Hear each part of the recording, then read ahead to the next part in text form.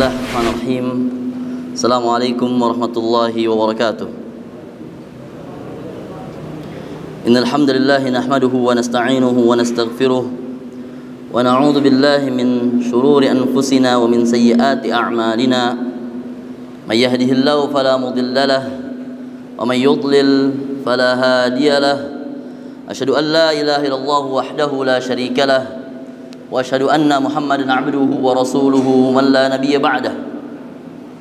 Allahumma salli wa sallim ala nabiyyina Muhammadin wa ala alihi wa ashabihi wa man tabi'ahum bi ihsanin ila yaumiddin wa ba'd.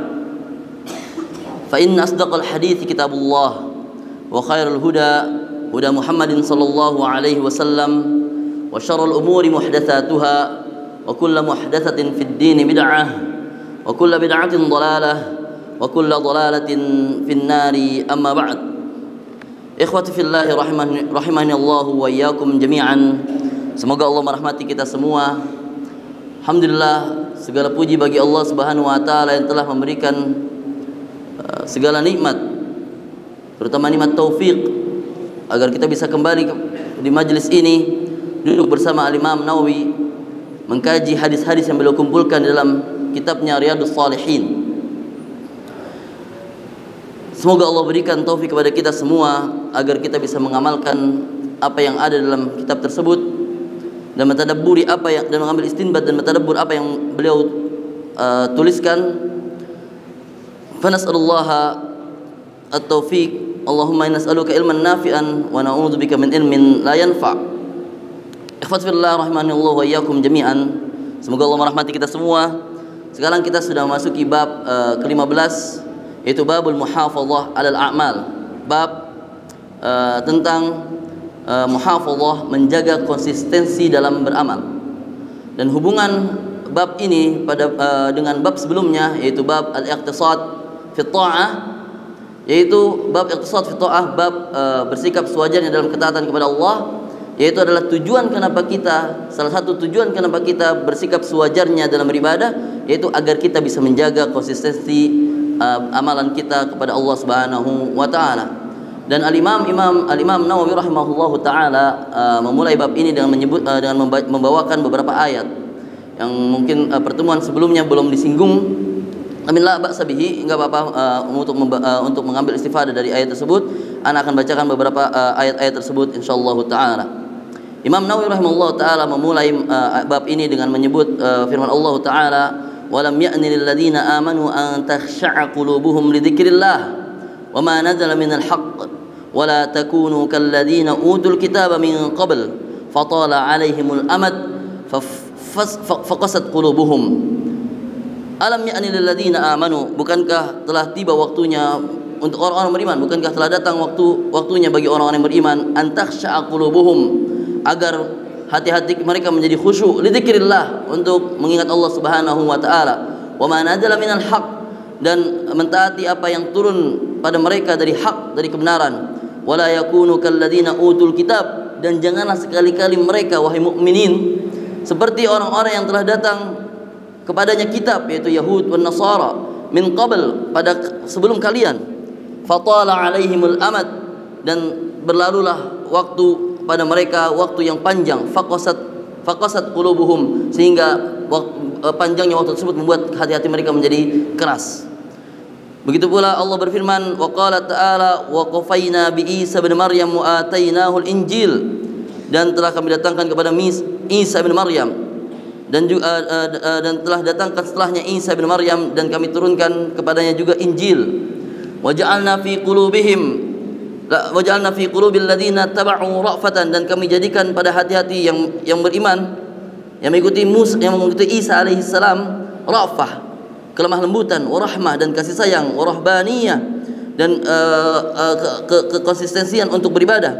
Lakin apa yang terjadi? Ibtada'uha, mereka mulai mengada-ngada dalam agama mereka, ma katabnahum, mengada-ngada apa yang telah kami tuliskan atas mereka, illa batigha ridwanullah ta'ala fama ra'uha haqqa ri'ayatihi, kecuali orang-orang yang Allah ridhoi pada mereka dan Allah jaga mereka sebenar-benarnya penjagaan. Dan juga Allah sebutkan dalam firman selanjutnya, wala takunu kalladzina naqadat Dan janganlah kalian menjadi seperti seorang wanita naqadat ghazlaha, yang dia mengurai-nguraikan tenunan-tenunannya, jadi yang dia tenun, mim ba'di quwwah, setelah dia salin, setelah dia susun menjadi kuat, ankatha, diurai sampai tercerai berai, seakan-akan dia telah mengamalkan amalan yang sia-sia. Dari tiga ayat tersebut menandakan bahwasannya Yahudi, Nasara dan contoh wanita tersebut menandakan bahwa dia telah mengamalkan sebuah amalan yang dia sudah jaga, tapi dengan panjangnya waktu dia telah lalai dan meninggalkan amalan tersebut. Kemudian Allah Ta'ala berfirman, wa'bud rabbaka hatta ya'tiyakal yaqin, dan sembahlah Allah Tuhanmu, Allah Subhanahu wa Ta'ala, sampai datang kematian kepadamu. Kemudian Imam Nawawi rahimahullah Ta'ala menyebutkan satu hadis yang sudah disebutkan di bab sebelumnya, kana ahabbad dini ilaih ma dawama sahibuhu alaihi, amalan yang paling dicintai oleh Allah Subhanahu wa Ta'ala adalah yang paling konsisten oleh pelakunya. Kemudian kita masuk kepada hadis kedua. Di sini diriwayatkan oleh Al-Bukhari wa Muslim, muttafaqun alaih. Di sini dari Abdullah bin Amr bin As radhiyallahu anhu berkata, qala li Rasulullah sallallahu alaihi wasallam, ya Abdullah, la takun mithla fulanin innahu kana yaqumul lail fataraka qiyamal lail. Dari Abdullah bin Amr bin Al-As radhiyallahu anhu. Pertama-tama kita akan membahas tentang Abdullah bin Amr bin Al-As. Abdullah bin Amr bin Al-As, dia adalah seorang sahabat yang terkenal, dan Rasulullah SAW pernah membicarakan tentang beliau. Rasulullah bersabda, nikma ahlul baiti Abdullah wa Abu Abdillah wa Ummu Abdillah. Abdullah yaitu Abdullah bin Amr bin As, wa Abu Abdillah, Amr bin Al-As, wa Ummu Abdillah. Dan dikatakan namanya sebelum beliau masuk Islam namanya Al-As. Sebelum masuk Islam dinamakan Al-As.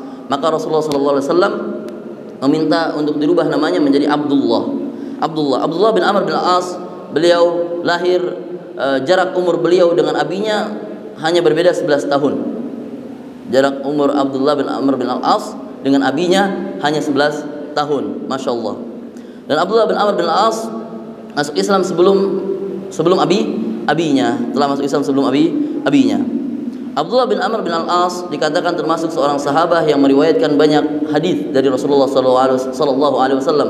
Dikatakan Abdullah bin Amr bin Al-As telah meriwayatkan dari Rasulullah sekitar 1000 hadis.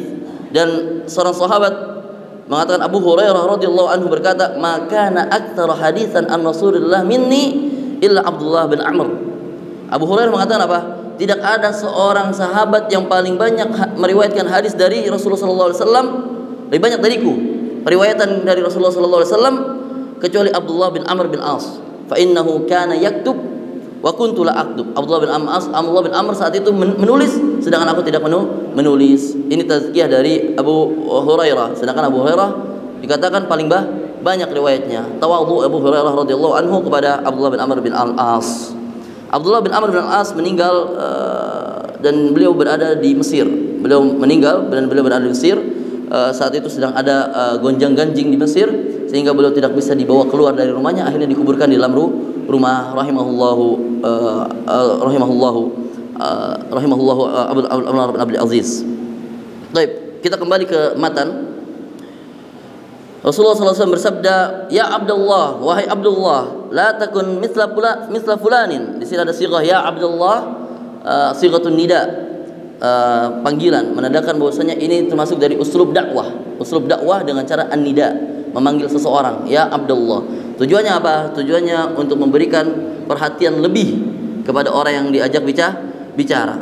La takun mithla fulanin, janganlah kalian seperti seseorang siapa? Rasulullah sengaja menutup nama tersebut. Dikatakan antara Rasulullah menutupi atau Abdullah bin Amr bin As yang menutupi, atau kedudukannya tidak tahu siapa seseorang tersebut.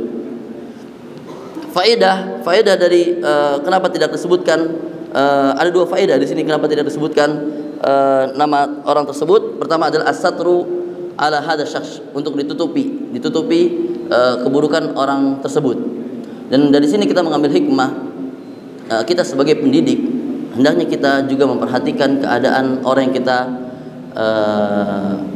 kita sebutkan.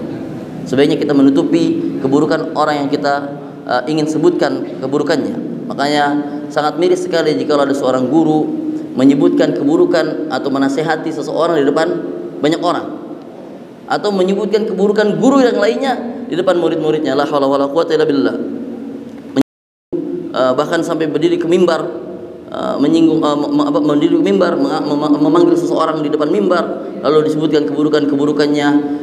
Hendaknya seorang pendidik memperhatikan hal ini, karena Rasulullah SAW bersabda, man satara musliman satarahullahu fid dunya wal akhirah. Barang siapa yang menutupi keburukan seseorang muslim, maka Allah tutupi keburukan dan aibnya di dunia dan di akhirat. Begitu pula Rasulullah SAW bersabda, ayyul muslimi afdal, siapa muslim yang paling afdal?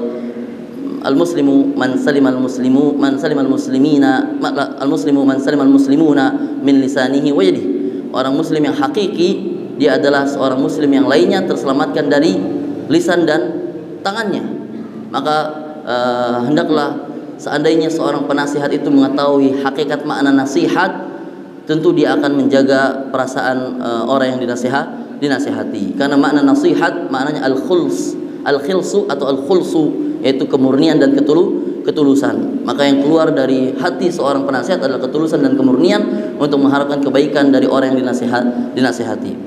Faedah yang kedua, kenapa tidak disebutkan seseorang tersebut di dalam hadis ini? Kenapa? Karena bisa jadi orang ini sudah berubah keadaannya, bisa jadi saat itu dia meninggalkan qiyamul lail, tapi sekarang alhamdulillah minna dia sudah bertobat dan berubah keadaannya. Maka di sini tidak dianjurkan untuk disebutkan kembali namanya, karena dia sudah bertobat kepada Allah Subhanahu wa taala. La takun mithla fulanin, janganlah kalian seperti orang tersebut. Innahu kana yaqumul lail, sesungguhnya dia pernah bangun malam, fataraka qiyamul lail, kemudian dia meninggalkan qiyamul lail. Maka dia meninggalkan qiyamul lail. Di sini menandakan bahwasanya orang ini yang disebutkan oleh Rasulullah SAW dulu pernah konsisten, dulu pernah beramal amalan qiyamul lail, dia konsisten menjaganya. Lalu setelah tolal amat, setelah panjang waktu yang dia lakukan, mulai datanglah futur dan turunlah konsistensi amalan dia hingga akhirnya meninggalkan qiyamul lail. Maka Rasulullah mengatakan kepada Abdullah bin Amr bin As, janganlah kalian seperti orang ini. Sesungguhnya dia telah salat qiyamul lail, kemudian dia meninggalkan qiyamul lail. Dari sini kita ambil faedah bahwasanya kita harus memohon pertolongan kepada Allah Subhanahu wa taala agar Allah berikan taufik kepada kita semua dan pertolongan kepada kita semua agar kita bisa konsisten menjaga amalan ibadah kita semua. Dan titipan ana, jadikanlah pada diri kita sebuah amalan sir yang tidak ada orang pun mengetahuinya, sebagai jargon, sebagai handalan amal ibadah kita di hadapan Allah Subhanahu wa taala, apapun itu. Dan termasuk amalan yang paling cocok untuk kita jaga adalah qiyamul lail, yang dimana seorang tertidur lelap, melainkan yang mana semua orang sedang tidur lelap, melainkan hamba ini sujud bermunajat kepada Allah Subhanahu wa taala di tengah gelapnya malam. Nah, gelapnya malam menandakan bahwasanya qiyamul lail ada termasuk amalan yang menandakan bahwasanya keikhlasan seorang hamba itu diuji. Kemudian juga puasa, salah satunya kemudian adalah puasa, karena dalam hadis qudsi mengatakan, Allah berfirman, fa innahu li, sesungguhnya puasa itu milikku, wa ana ajzi bihi, dan aku balas langsung. Yad'u syahwatahu, dia meninggalkan syahwatnya, wa ta'amahu, dan makanannya, min ajli, kan aku. Allah ganjarkan lis-shaimi farhatan, dua orang puasa mendapatkan dua kebahagiaan, farhatun indal fitri, kebahagiaan ketika berbuka, dan kebahagiaan ketika bertemu Allah Subhanahu wa taala. Bahagia bertemu Allah Subhanahu wa taala. Hadza ma astati an ulqi lakum khitaman, sedikit menyinggung kembali tentang nasihat. Imam Syafi'i radhiyallahu anhu, Imam Syafi'i rahimahullahu taala pernah berkata, ta'ammadani binushika fi infiradi wa janbi an-nasihah. Aku sengaja, ta'ammadani binushika, aku sengaja menasihatimu fin firadi, dalam keadaan sendiri, wa janbi, di sampingku, an-nasihah, nasihat, fi jama'ah, aku sengaja menasihatimu dalam keadaan sendirian dan di sampingku, jauh dari jamaah. Fa in nusha bainan nasi nau'un min at-tawbih, karena nasihat di antara manusia itu adalah sebagian dari taubih, penghinaan. La ardu istima'ahu, aku tidak ridho mendengarkannya. Wa in khalaftani asaita qawli, kalau kamu mengingkariku atau mengingkariku maka telah bermaksiat kepada perkataanku.